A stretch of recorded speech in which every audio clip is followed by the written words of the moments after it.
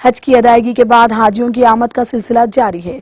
चुनाचे चेयरमैन हज कमेटी मोहम्मद सलीम ने शमशाबाद एयरपोर्ट पर हफ्ते की शब पहुंचने वाले हाजियों को 9 काफिले का शानदार इस्तकबाल किया। इस मौके पर चेयरमैन हज कमेटी मोहम्मद सलीम ने मीडिया से बात करते हुए हाजियों से रियासत तेलंगाना की तरक्की और अवाम की खुशहाली के लिए दुआ करने की अपील की। उन्होंने कहा कि वजीर आला के चंद्रशेखर राव, वजीर दाखिला मोहम्मद महमूद अली, मुशीर बराए अक़लियती उमूर हुकूमत तेलंगाना AK खान के अलावा दिगर तमाम कायदीन की कोशिशों के नतीजे जारी साल आज़मीन हज के लिए बेहतरीन इंतजाम किए गए थे।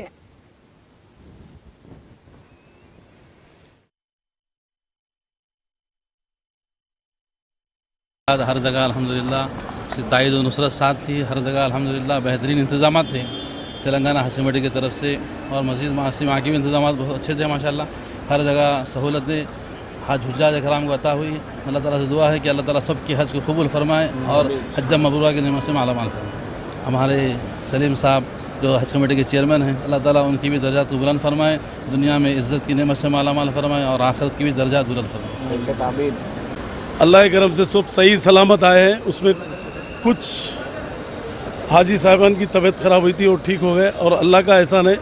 और पूरे हाजी साहिबान को यहाँ पर हम लोग जमज़म पहले एडवांस में मंगा लिए थे, मंगा के यहाँ पर वहाँ से लाने में दुश्वारी होंगी बोल के हम लोग यहीं पर आते ही लगेज के साथ ही हम लोग जमज़म डिस्ट्रीब्यूशन कर रहे हैं हम लोग। और हाजी साहिबान से भी पूछे कि वहाँ पर कोई तकलीफ़ वगैरह बोले तो सब लोग खुशी खुर्रम बताए, मतलब सब लोग सुकून से हज करें बोल के बताए। और अल्लाह का करम यह है कि 40 दिन तक हाजी साहबान की दुआ कबूल होती है।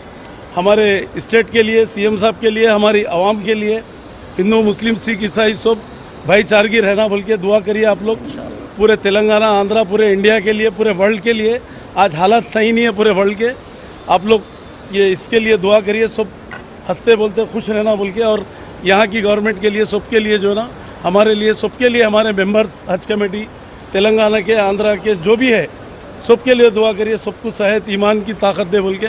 और अल्लाह मियाँ सबके घरों में खुशहाली रखे, अल्लाह ताला सबको अच्छा रखे। और हमारे ऑफिसर्स भी जो है, इरफान साहब है, और हमारे मेंबर्स है, हमारे अहमद साहब है करीमनगर से, और भी निज़ाम भाई, और भी हमारे अवेसी हॉस्पिटल के डॉक्टर्स भी, अवेसी हॉस्पिटल का भी मैं शुक्रिया अदा करता हूँ। पूरे डिपार्टमेंट, जितने डिपार्टमेंट CSF, इमिग्रेशन, GMR और कस्टम्स, सऊदी एयरलाइंस, मैं पूरे डिपार्टमेंट का जो है ना दिल की गहराइयों से शुक्रिया अदा करता हूँ।